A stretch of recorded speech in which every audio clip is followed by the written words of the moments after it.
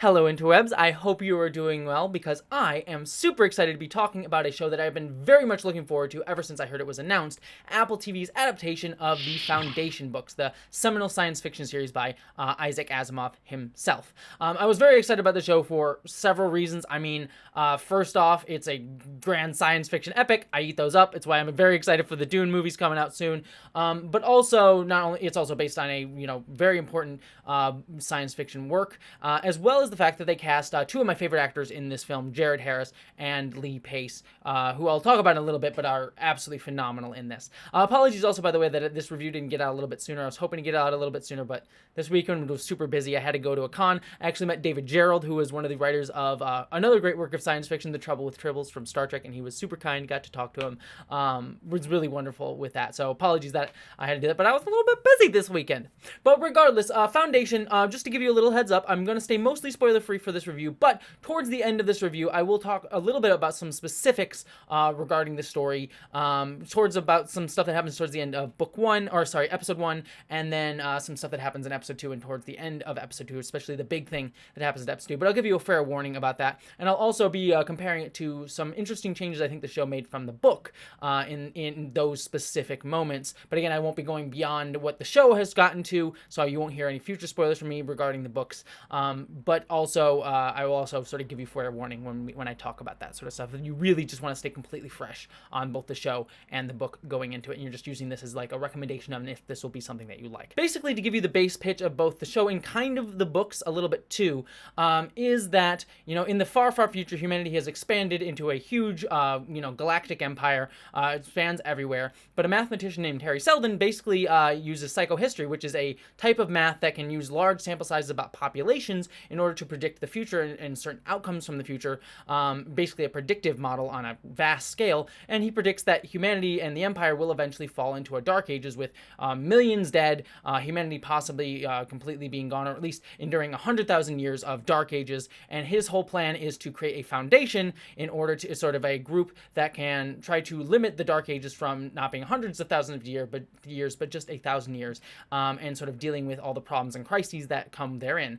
Specifically, this show is mainly focusing, at least these first 2 episodes, on the first part of the book. The book series spans hundreds of years and goes for a really long time and is told in very much vignette style. And at least these very first 2 episodes, and I presume at least the few episodes going forward, are very much focusing on the beginning of this journey, and I'm curious to see how the show is going to expand out from all of that in interesting ways. Like the books, this show is trying to deal with these wonderfully complex interchanges between things like science, religion, and state, between belief and power, between belief in mathematics, belief in science, belief in religion, these sort of big, grand ideas. And I think the show is actually doing a really great job of balancing all these concepts in ways that are honestly already surprising and not immediately apparent. Like, for example, we have Lee Pace playing the sort of emperor, or at least one of the emperors. This is one of the also brilliant things that the show brings in, is that it's dealing with sort of the empire and the fall of the empire, which is something that the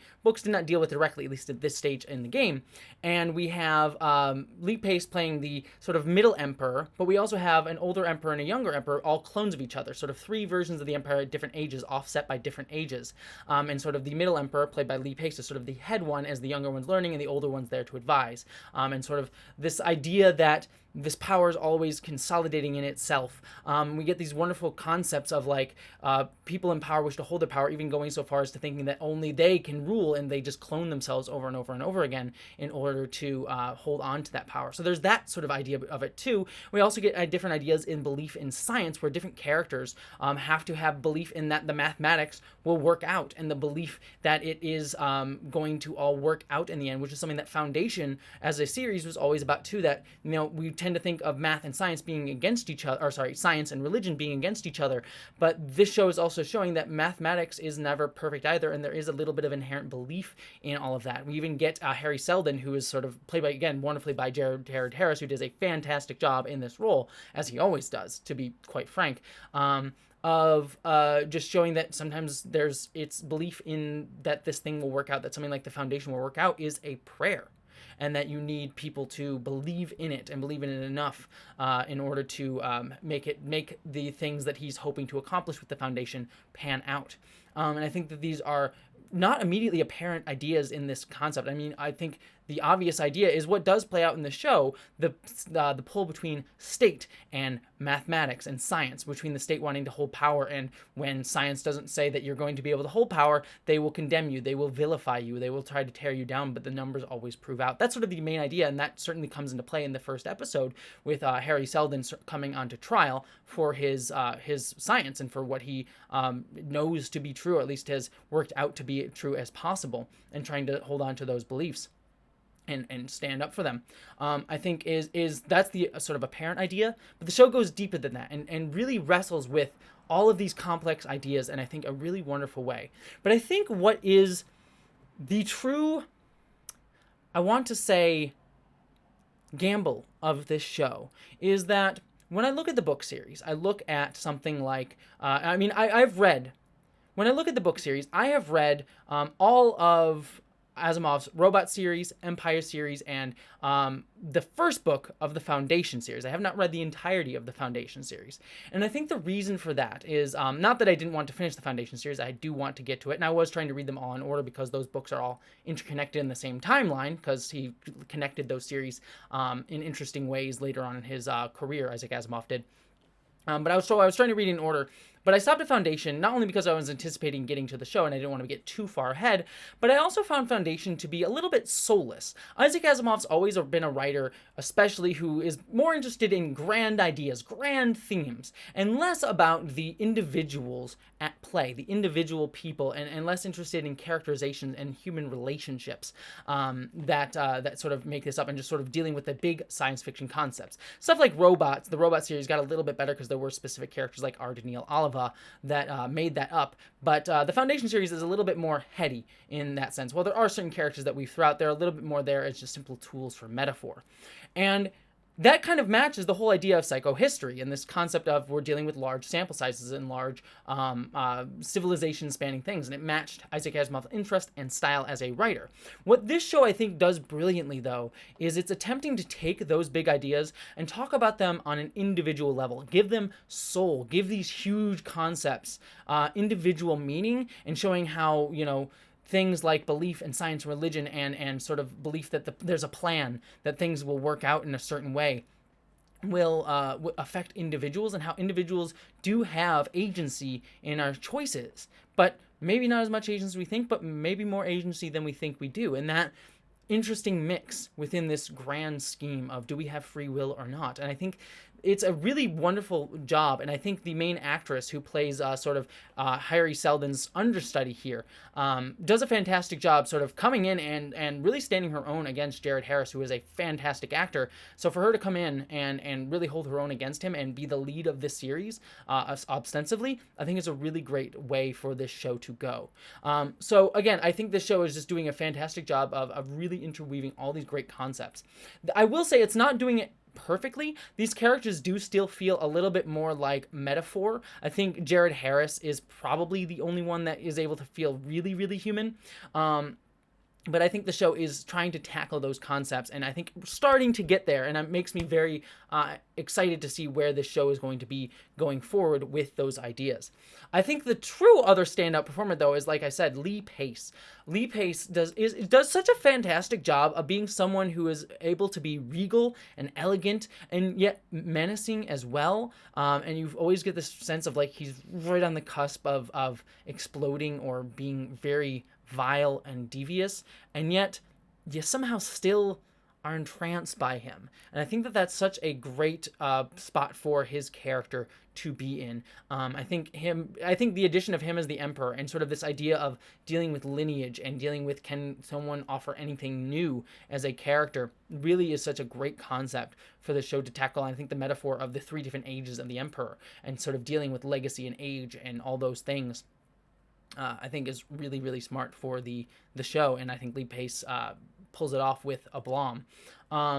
I also should say the look and visual style of this show is absolutely fantastic. I mean, they put so much money into this. I had no doubt that it would look amazing, but it does absolutely, like, totally fantastic. I was very excited to see that as well.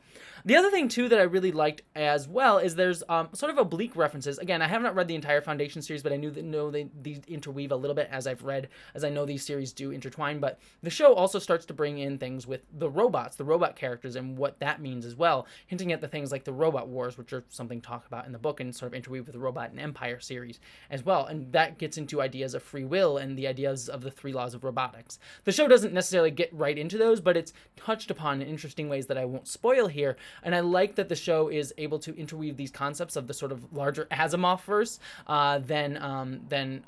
than normally would be the case. Some other things too that I really enjoyed this show for was it's addressing some shortcomings of Isaac Asimov. I mean, Isaac Asimov was a writer writing, in like the 60s, 70s, and as a result, some of his work, while certainly, again, foundational to science fiction, is a bit dated, especially his treatment of women and sort of centering of, white dudes at the center of the narrative, and also sort of his blind spots in terms of culture and things like that. I know this is going to be like, oh, dang, SJWs are hating on Isaac Asimov, he's the founder of science fiction sort of thing, but if you read any of his books, he very much is that writer who's like, oh, look, the girl titted along boobily towards me, and I stared at her heaving bosoms as they distracted me from my very manly work of figuring out the science. That's not to say he didn't have really good women characters here and there. I mean, obviously, the Robot series did have a couple women characters that were intriguing, but they weren't exactly super depthful, and a lot of his other women characters are very much of like the, oh, my, I'm so lost, that sort of thing, and like, I'm such a silly lady. That even happened in the Robot series as well, but also few and far between in the Foundation book that I read. And I think adding the main character here being a woman, I think was wonderful, and also giving her a background in this is right apparently from the start, from a planet that has is very much against math and science just in general, and having her come from that background, again, interweaving these ideas of religion, science, belief into the narrative, I think is really, really wonderful, and really explodes out this idea of looking at different cultures. There's also a really wonderful scene later on in the in episode 2, again, minor spoilers, but it's just one specific scene that's not a sort of a big deal in terms of the overarching narrative, where the main character is talking about what information should we save as the civilization crumbles and falls, what information do we save?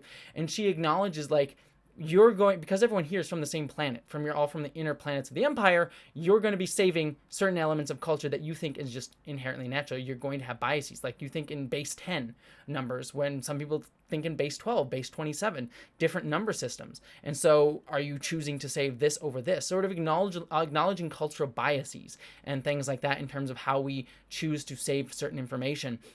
And it doesn't beat you over the head with it, and I think this being sort of extrapolated out into an Empire thing sort of removes it from the specifics of culture today, which I think will help some people in order to get past the SJW agenda stuff of it all, which, I think there's a place to be explicit and things like that. I do love that, and I think things like Star Trek and stuff do need to be beat you over the head, blunt with that stuff, but here I sort of like it as sort of, the show is very much dealing in metaphor and heady concepts, so I like that, but it does come out and get expressed here, whereas something like, Isaac Asimov's books did not address this as such because of the perspective and blind spots that Isaac Asimov was coming from who his identity was and when he was writing.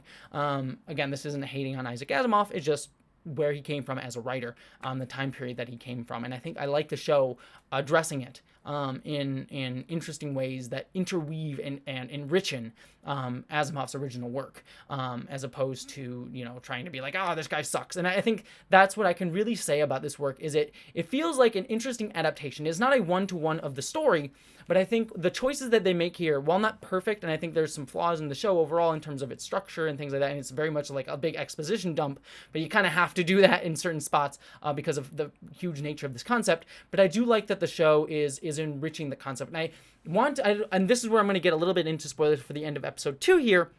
And I think that some of the choices that they make, while I'm sure there to increase the role of certain characters, is fascinating. And I'm going to talk about specifically Jared Harris.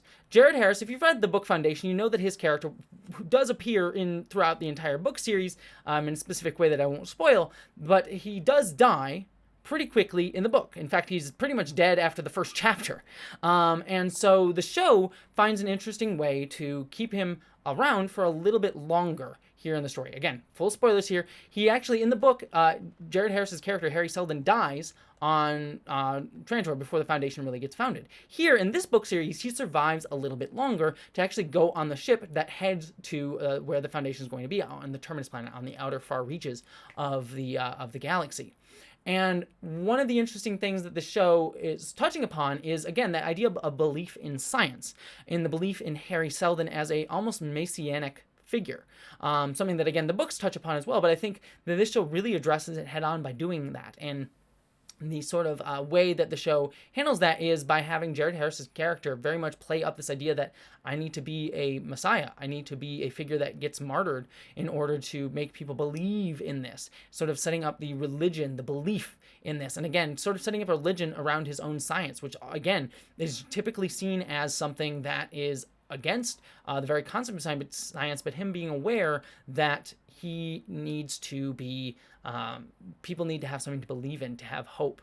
And being a martyr, being a messianic figure, can figure into that. Again, this is my speculation a little bit, but at the end of the second episode, Harry Seldon is killed by his protege, his son, his sort of adoptive son, in the story, but you get sort of little hints throughout the opening episode that he's sort of been thinking about this, like, people see me as Harry now, not Dr. Seldon. I'm not this sort of above them figure, and that may ruin this idea of being this sort of like need and belief in me, and so he plays that up. Again, this is me speculating because we don't know what happens in episode 2, but I think that the show leaning into that idea of the complex interweavingness of science and religion, and belief and power and state and all these things, is deeply wonderful, and I think that really does enrich the themes of the text, the original work. Again, having only read the first Foundation book, you might be yelling at me through the screen, but Isaac Asimov talks about these things in later books, which very might well be true, but I don't know. But this is just something that I'm noticing in the series and I'm finding to be